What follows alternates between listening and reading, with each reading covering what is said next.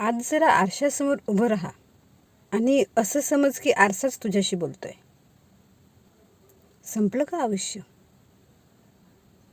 खरंच संपलं? मग हार एवढ्या लवकर का मानली तू?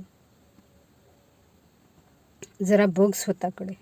असं आयुष्य हवं होतं का तुला? तू लहान असताना मोठं व्हायचं होतं ना, काहीतरी करायचं होतं ना.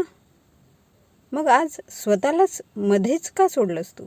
वेळ नाही, जबाबदाऱ्या आहेत, आता वेळ गेली आहे, ही कारणं आहेत की स्वतःपासून दूर जाण्याचे मार्ग?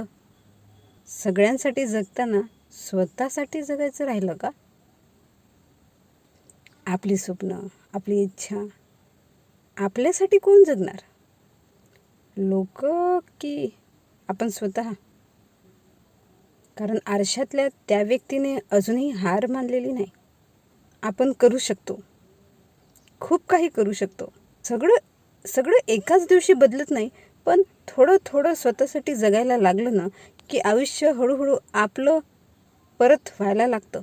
म्हणून जरा स्वतःला सावरूया, थोडं स्वतःसाठी जगूया आणि पुन्हा सुरुवात करूया.